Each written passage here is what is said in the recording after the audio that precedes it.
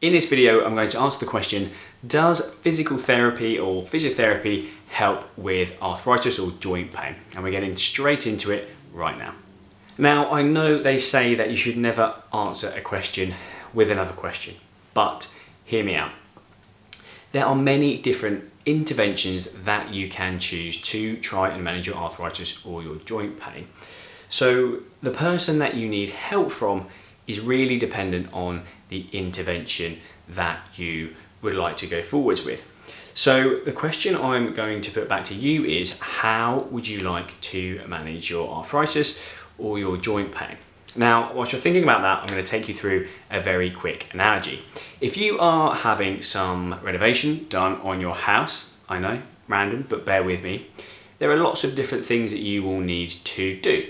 You may need the electrics done, you may need some plumbing done, you may need some carpentry done. And you want to make sure that the electrician is doing what he specialises in, which is the electrics, the plumber is doing what he specialises in, which is the plumbing, and etc, etc. Now, if you get the electrician to do your plumbing and he's not a specialist in it, then you can expect things to go wrong.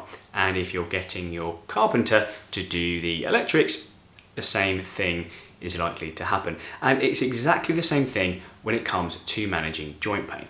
Now, the reason I have used that analogy is because there's different types of healthcare professional that are likely to help you in different ways for different interventions. So, if you see your GP or doctor, your GP is a general practitioner. They may be able to give you some general advice about your joint pain. They're also very good and they are specialists in prescribing medication. So it may be that they are able to give you advice on pain relief from a pharmacological point of view.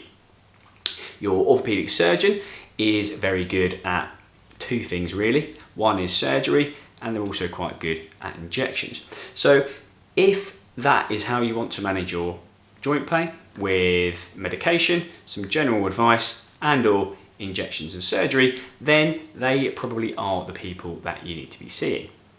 However, if you are interested in managing your joint pain conservatively without the need for injections or surgery or medication, then you probably need a different type of healthcare professional, because my experience is that orthopedic surgeons are pretty horrendous at prescribing exercise and giving somebody a structured plan in terms of how to lose some weight and eat a bit healthier.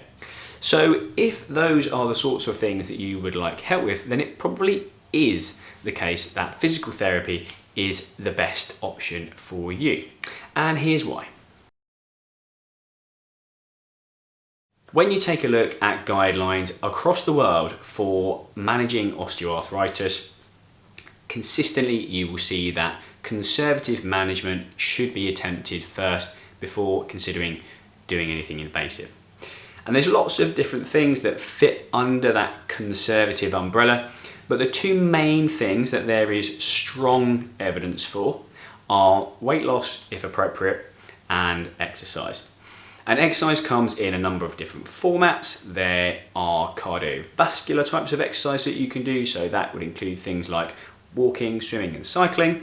There are movement and flexibility exercises that you can do if you have joint stiffness or you've got impaired range, and there are strength exercises that you should be doing as well.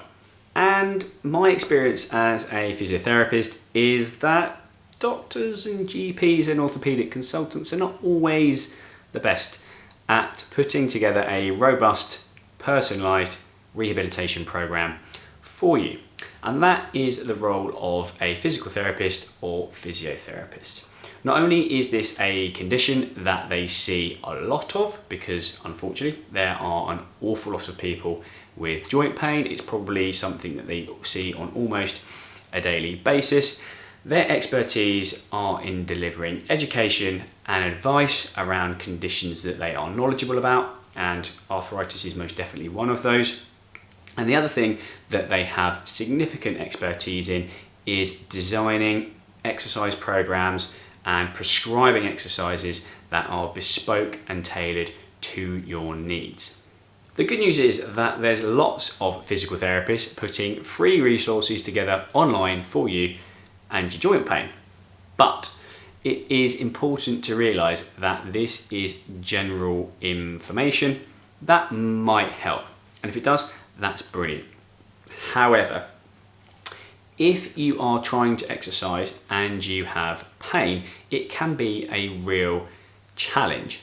Not only that, there's lots of different things that can go well if you exercise, and there's lots of different factors that could mean the exercise is just not going to work. Let's touch on a few of those now. One of the biggest barriers that I'm met with when I suggest maybe including some strength exercise into a rehab program is that patients think they don't need to do strength exercise because they're already doing lots throughout the day. You're already using the stairs quite a bit, you're already walking to and from work, you're already doing a fair bit of cycling at the weekend. So I'm going to chuck one myth out there straight away, and that is none of those things are getting your affected joint stronger. So if we're talking about hip or knee osteoarthritis, walking, cycling, swimming, cross trainer, rowing, none of those activities are getting your legs stronger. So if we're talking about strength, we are talking about a very specific set of parameters, a very specific set of repetitions and sets, either with your body weight, but at some point, hopefully in the not too distant future, with some external load too. So either some dumbbells or maybe a rucksack with some weight in it. Once we've established what strength is, then there are a few boxes that need to be ticked in order to ensure that it actually works. The first thing that you need to appreciate is that strength does not change quickly. So really we're aiming for at least 12 weeks of completing a strength program.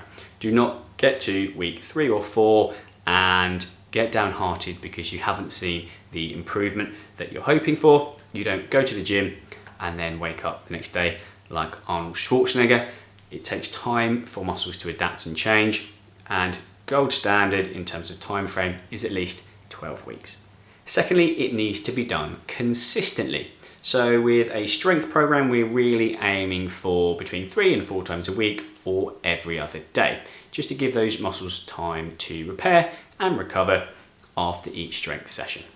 Which brings us on to point 3, which is the reason your muscles need to recover is because the exercise was hard. So that achiness that you get the next day when you do a strength program is because you have stressed the tissue to cause some adaptation and change, and that soreness is the muscles repairing themselves. You could do an exercise program for the next year every day, and if you find it easy, do not expect anything to change. What we're trying to do is stress the tissue, stress the muscle to cause this adaptation and change, and then what we need to do once your muscles have got used to that is tick the next box, which we'll talk about now. So that next box is progression. So similarly, if you have a program that's initially quite challenging, you get in that muscle soreness, your muscles get used to it, and then you keep doing the same amount at the same intensity, things will plateau fairly quickly. So progression is really important. You're looking for that maybe every 2 or 3 weeks, and there are a number of different variables that you can play around with to progress your exercises. It could be repetitions, it could be sets, it could be how much range of movement that you're moving through. Typically, the best way is load. Once you can do the repetitions and sets that have been provided for you, I prefer just to keep things simple. We keep the same program and we just gradually add a little bit more load. The idea of any program is that it's designed around your goals. It might be finding stairs easier, it might be getting on and off the floor because that's a struggle. Your program needs to look like those movement patterns in some way. We drop them down, make them easier, and then we slowly and gradually progress so that we condition your joint to do the things that you want to get back to. So they are the boxes that need to be ticked in order for strength exercise to work. There's also cardiovascular exercise and movement exercise that's probably beyond the scope of today's video. But the other thing that we need to negotiate with all of this exercise is your pain. And that is really challenging. And it varies significantly from person to person. So osteoarthritis or arthritis is a spectrum of severity. You may be able to play a couple of hours of tennis and have some stiffness in your knee the next day. You may struggle to weight bear and have significant night pain.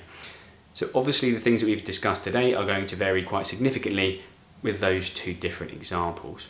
So I hope you appreciate after listening to me today that there is significant nuance to putting together exercise. It's not just a case of getting a list of exercise and giving them a go and hoping that they work, because my experience is that normally they don't.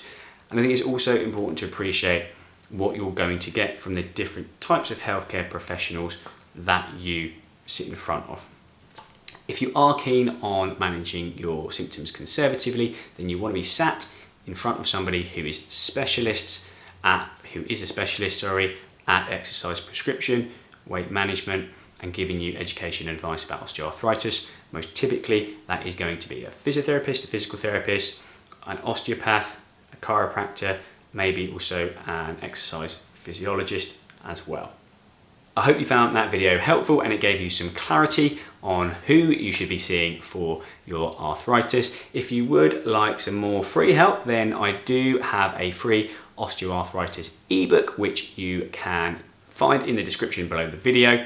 If you want to head over to the channel, you can find osteoarthritis specific exercise workouts that you can follow along to with me. And if you've found the video helpful, please do subscribe to the channel so you don't miss any more content, and give the video a thumbs up.